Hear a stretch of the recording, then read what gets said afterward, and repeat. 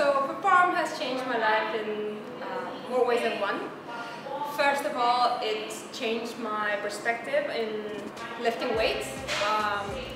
For the longest time I thought lifting weights was going to make me bulky, and I was afraid of doing it.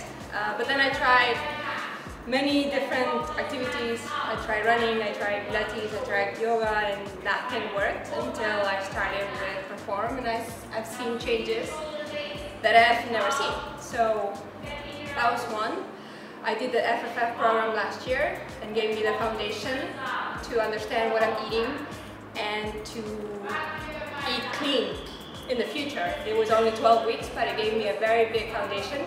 Made me understand critical things like what wine does to you.